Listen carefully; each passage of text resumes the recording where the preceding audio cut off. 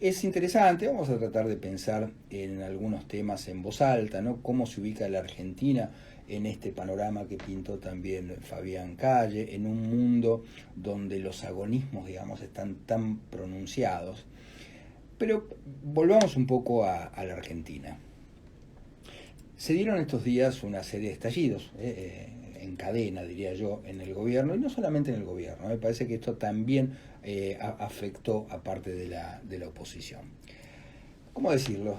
Bueno, sabemos que no hay gas, que está complicado, que recién ahora iban a empezar a volver a circular las cañerías. Por ejemplo, había autos que no podían cargar, GNC.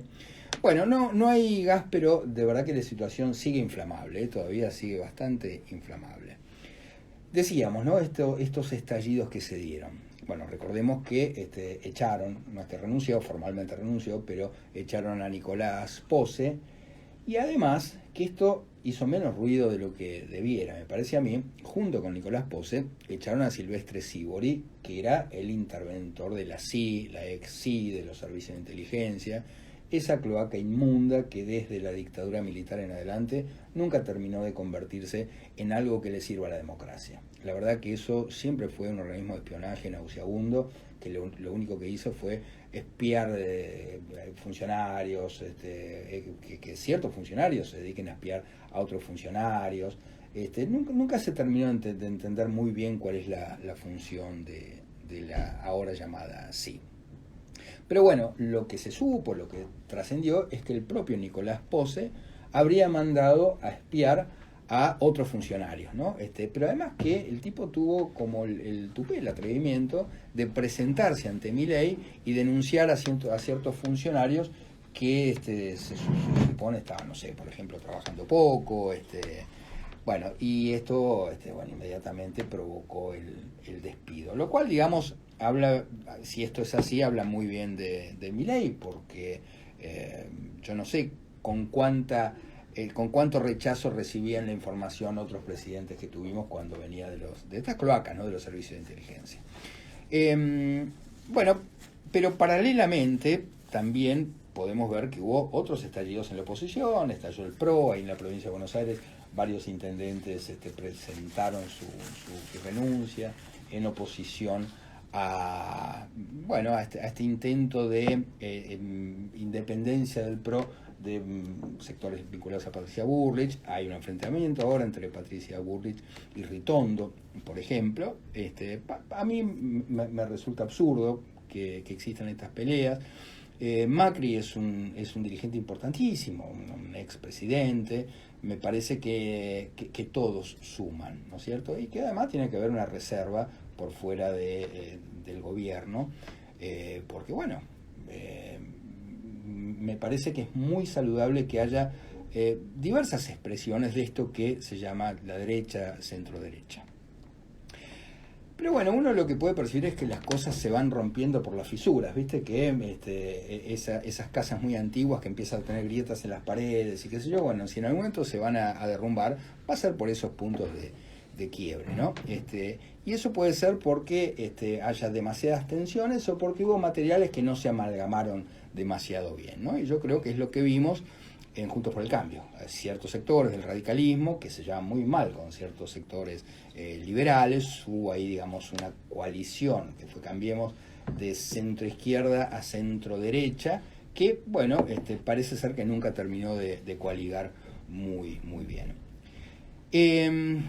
Y después también es interesante ver cómo se compone esto que de alguna forma se puede llamar el frente de gobierno, ¿no? Por supuesto encabezada por La Libertad Avanza, al cual se sumaron algunos sectores de PRO, principalmente Patricia Bullrich, porque, claro, no es un frente previo que se consolidó por el voto popular, sino que es, digamos, un frente de hecho ex post, se diría.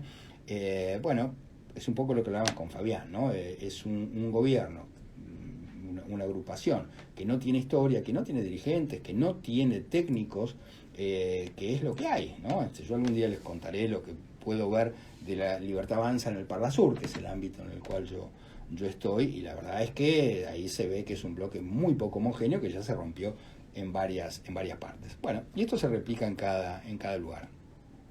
Entonces, como no contaban con una masa crítica, una vez que ocuparon el gobierno tuvieron que echar mano a lo que había, de otros sectores, por supuesto. Entonces, se creó ese eslogan de bienvenido a las fuerzas del cielo. Bueno, se abrieron las puertas del cielo y cuando se abrieron esa puerta, ahí entraron todos, ¿no? Entraron a revistas, libertarios de última hora, entraron masistas, y también ahí aventureros, lumpen, piratas, bucaneros, corsarios. Es decir, lo que hay ahí adentro, digamos, es gente, digamos, que proviene de distintos lugares, en el mejor de los casos de la política, y después no sabemos de dónde. Bueno, y ahora que precisamente se vio que todavía hay muchos cargos vacantes y después de este terremoto, bueno, se vio que cargos muy importantes están vacantes, que en muchos casos nunca estuvieron cubiertos. Bueno, se acercan ahí, viste, como el cardumen de las carpas en el jardín japonés, viste, que tirás un pancito y se acercan ahí. Bueno, es un poco lo que estamos viendo. Ahora, el gran problema que tiene este gobierno, que muchos veníamos señalando hace un tiempo, es que no tiene gente propia. Ese es un tema, porque, a ver, ya de por sí es muy poca la gente idónea dispuesta a ocupar cargos en el Estado. Esto le costó siempre a cualquier gobierno, encontrar gente capaz, gente idónea. Pero además, este es un gobierno, recién lo hablamos con Fabián Calle, por lo menos desde lo declamativo, que ellos se definen como libertarios anarcocapitalistas. ¿Cuántos economistas anarco-libertarios capitalistas hay? 5, como mucho, no sé, y más o menos lo podemos mencionar, que era el antiguo núcleo del cual también surge Milei. Ahí estaban Diego Giacomini, Carlos Malatón, algunos que ahora no me acuerdo, pero son esos, eran esos poquitos los anarcocapitalistas que existían, y están todos peleados con Milei. En general, toda la gente con la cual se vinculó Milei se peleó, o sea, gente que es muy difícil de volver a traer. Ahí la excepción fue Espert, exactamente. Bueno, entonces, es muy difícil para Milei encontrar gente que sepa de economía de verdad, pero que además conozca el funcionamiento del Estado, porque como son, digamos, como detestan el Estado, ¿cómo haces? A ver, el Estado es mucho más complejo que manejar un Boeing. Vos te sentás ahí y decís, esto que esta palanquita son 60.000 palanquitas, relojitos, cositas, y decís, ¿y esto cómo se mueve? Bueno, el Estado es más difícil que esto. Entonces, pero si además vos no crees en el Boeing, vos decís, esto es una mierda, el Boeing, digamos, hay que explotarlo, hay que estallarlo. Es más difícil todavía, ¿entendés? Bueno, porque además hay otra cuestión, que la gente capaz, que sabe de economía, los tipos que ocupan lugares en empresas, bueno, precisamente ocupan lugares en empresas, están en la actividad privada. Y mirá si van a dejar la actividad privada para irse a un Estado que quieren destruir. Es decir, ¿para qué? Vos me estás convocando, no sé, ¿entendés? A Diego, por ejemplo, le dicen, bueno, mira, te damos esta Diego, nuestro productor. Te damos una radio con todos los equipos, con todos los micrófonos, qué sé yo. La idea es que vos la destruyas. Y tenés que convocar gente para destruirla. Y ¿quién va a ir ahí? Bueno, ese es el problema que tiene el gobierno. Y aparte esta paradoja de te invito a ser casta, pero odiamos a la casta, ¿no? Bueno, exactamente, que no es un tema menor, y ahora vamos a ver por qué. Pero bueno, el tema es que nadie en su sano juicio está dispuesto a dejar una empresa privada donde te da muy bien, propia o como empleado, para subirte al carro, además destartalado, porque está hecho percha el Estado, ¿viste? Es decir, dejalo, ¿viste? Está bien. Después están aquellos que ven que sí, el Estado está roto, pero hay ahí unas cajas interesantes para manotear. Bueno, y ese es Estado que además se ocuparon de quebrar, de romper, de saquear los funcionarios de gobiernos anteriores, que en muchos casos siguen siendo los mismos. A ver, por ejemplo, escuchemos una voz, a ver a qué nos recuerda. Sí. A Milei le van a tener que dar el premio Nobel de Economía, te lo digo con toda claridad. Bueno, esta voz inconfundible es la de Scioli. Scioli, que pasó por todas partes, ahora resulta que pertenece a la Fuerza del Cielo. Fue candidato de Cristina, chicos, a ver, fue candidato de Cristina. Lo vimos dejar humillarse con Néstor. Fue vice de Néstor. Tocó con todos. Exactamente, tocó con todos, es un músico de sesión, pero además bastante malo, ¿viste? Le falta uña de guitarrero, digamos. qué malo. Bueno, pero bueno, digo Scioli, por mencionar un caso, porque es una voz reconocible, pero ahí está Cunio Libarona, digamos, que viene del corazón de la casta, del menemismo. El propio Guillermo Francos fue funcionario no solamente de Alberto Fernández en el BID, que era el abogado del Departamento de Asuntos Jurídicos del Ministerio de Justicia, de Isabel Perón. O sea, Guillermo Franco, cuando, no sé, yo tenía 10 años en ese momento, bueno, Guillermo Franco ya estaba laburando para el gobierno de Isabel Perón. Bueno, en fin, esos funcionarios, que insisto, yo creo que poca gente conoce los resortes del Estado como Guillermo Franco, ¿viste? Entonces, bueno, decir, está bien, yo me quedo más tranquilo, me pongo el cinturón de seguridad, pero el tipo sabe manejar, ¿viste? El avión. Ahora, no me pongas ahí, no sé, a Giacomini, ¿viste? Porque, qué sé yo, no sé si alguna vez manejó algo parecido a un avión. Pero además hay otra paradoja para mí notable, que parece que siempre a los analistas políticos se les olvida. Porque parece ser que lidiaran con alguien, con un presidente más. Y la verdad que Milei no es un presidente más, y es algo disruptivo, y es algo completamente distinto. ¿A qué me refiero? Y esto lo hablamos con Fabián Casas. El tipo es anarcocapitalista, o sea, es anarquista. O sea, no solo no cree en el Estado, sino que viene a demoler ese Estado. Entonces, de nuevo, la gente de este gobierno no solo no cree en el Estado, sino que cree que el Estado debe desaparecer. ¿Entendés cuál es la naturaleza de esta paradoja? Entonces, como alguien que se opone al Estado, insisto, ¿no?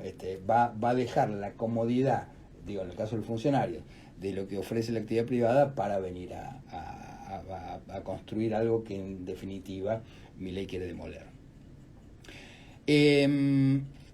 Entonces, mira, vamos a escuchar bien lo que dijo Guillermo Francos, porque me parece que va al nudo y al centro de lo que quiero explicar.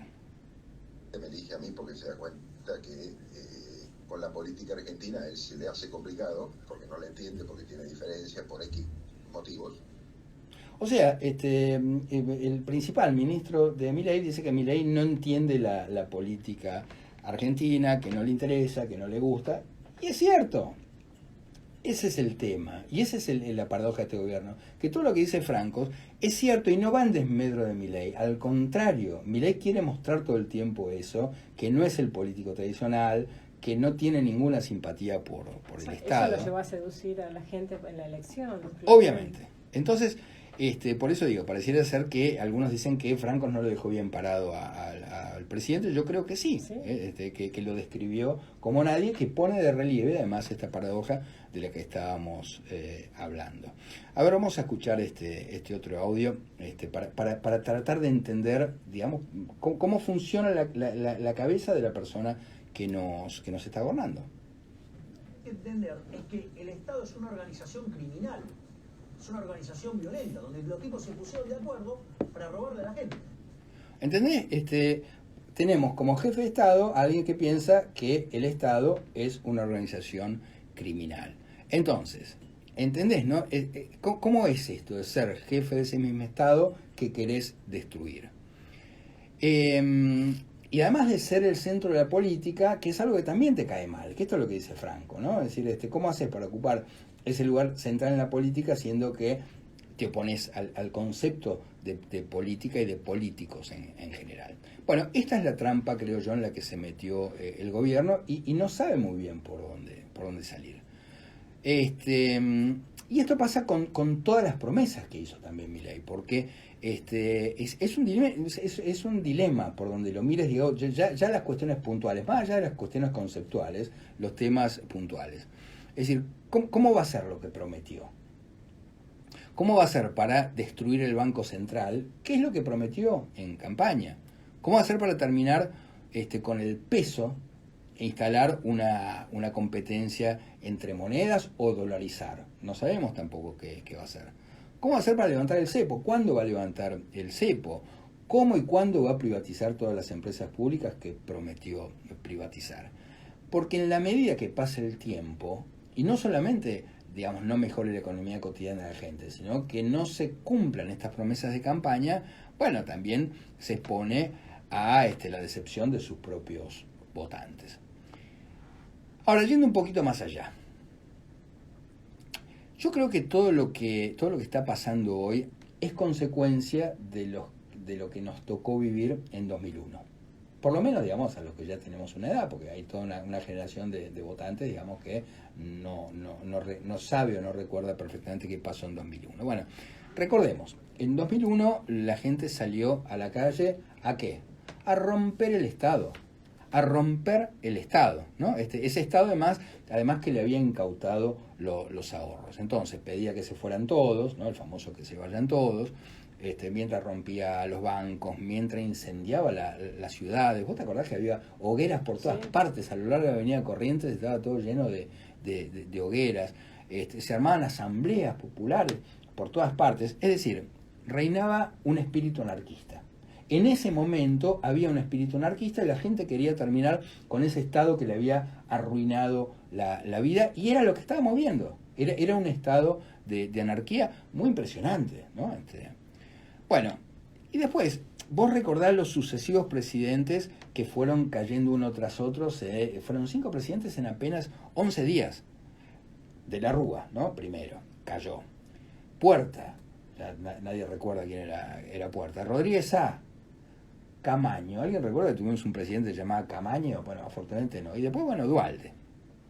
Y cada uno de estos tipos que asumía se tenía que ir, se caía al toque.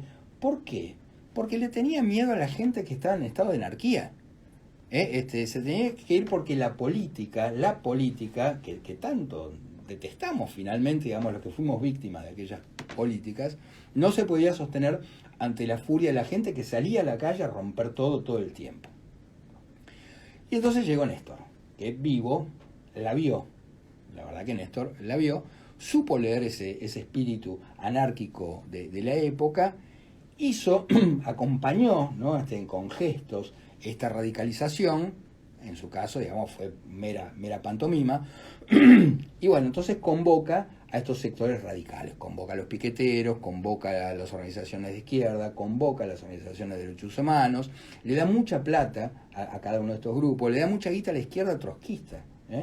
Bueno, y pasó lo que acaba de estallar ahora, ¿no? Todo eso, digamos, que armó de manera, yo diría ni siquiera disimulada, Kirchner. Ahora se ven los resultados con la corrupción dentro de estas entidades que manejaban toneladas de guita y cada vez manejaban más plata. O sea, en resumen, no solamente no se fue nadie, de aquel que se vayan todos, sino que volvieron todos, se entraron por la ventana y tenemos a los mismos políticos, la misma política de siempre, ellos, su descendencia, la casta, ¿no? Es decir, vos fijate la cantidad de apellidos que se repiten y vas a ver que eso es una casta casi en términos de una realeza. Entonces, hoy lo que vemos, ya ante el fracaso de esa política y esos políticos que gobernaron desde 2001, vemos que la gente, en lugar de salir a la calle a romper vidrieras, en lugar de salir a romper todo, en lugar de prender fuego, de hacer hogueras, de hacer asambleas populares, le dio el piquete al más furioso de todos, al más desencajado de todos. Entonces le dijo a Milei: tomá, acá tenés la piqueta, y le encargó que rompa todo. Así le mandó un rompepepe, es decir, rompe todo. Y bueno, de alguna forma, digamos, el mandato que se le da a Milei es terminar la tarea que la sociedad no hizo en 2001. Es decir, terminar con esa casta política que nos trajo hasta donde nos trajo. Bueno, entonces, insisto, ¿no? Nos encontramos con la paradoja del jefe de Estado que tiene que romper el Estado porque el votante le dijo: rompe todo lo conocido hasta ahora. Con la paradoja también de que no le dio poder en el cuerpo Congreso, legislativo. claro, totalmente. Entonces ahí es como que la sociedad se enamoró de ese personaje, pero no le terminó de dar las herramientas del todo. Siempre le pasa a la Argentina, ¿no?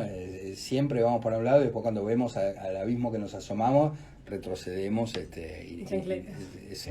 y nos va como una. Bueno, pero además, y esto tiene que ver con esto que vos decías hace un rato, Aida. El Estado es cómodo, es muy cómodo el Estado.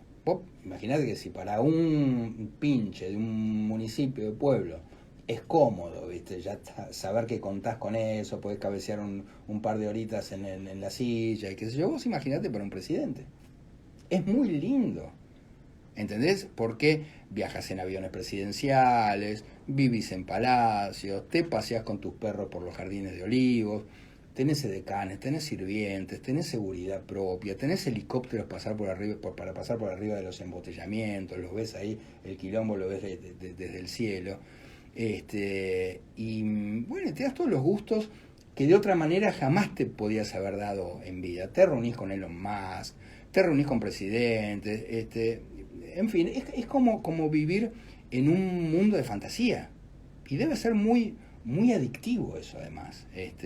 Entonces, decís, che, estoy tan seguro que quiero romper esto, porque la verdad, qué sé yo, ¿viste? Ahora que lo probé no está tan mal, ¿viste? Entonces vos lo ves haciendo muchos viajes, lo ves al vocero presidencial diciendo, bueno, ¿y por qué un presidente no va a poder hacer eso? Digamos, si es el presidente. O sea, el viejo sillón de Rivadavia parece que es muy mullido, muy cómodo y muy calentito. Pero bueno, además de esta vida tan agradable, hay otros motivos que le impiden a este gobierno administrar el Estado, ¿no? Que es un poco lo que hablamos antes. Y tiene que ver con la diferencia entre dos conceptos no solamente distintos, sino un punto antagónicos, que es la ideología. Lo vimos a Milei el otro día exponiendo ideología en el Luna Park, en un acto increíble, ¿no? Yo no pensé que iba a haber alguna vez un presidente haciendo teoría económica frente a un micrófono. Eso que vemos ahí es ideología. Ahora, después está la política. Después está la política que no es, no coincide con la perfección que tienen los postulados, ¿no? Suponiendo que fueran perfectos además. Entonces, los principios ideológicos de este gobierno, que expuso el otro día Milei en el Luna Park, yo creo que le impiden llevar a cabo precisamente política de Estado. ¿Por qué? Porque no cree ni en la política, ni cree en el Estado. Y de hecho, como decíamos hace un rato, detestan la política y detestan al Estado. Bueno, y entonces, ¿no? La pregunta es, ¿cómo se sale de esta encerrona? Así que yo creo que ese es el ser o no ser en el que piensa Milei mientras mira la calavera de todos los políticos que fracasaron y dejaron al país en el estado que está hoy.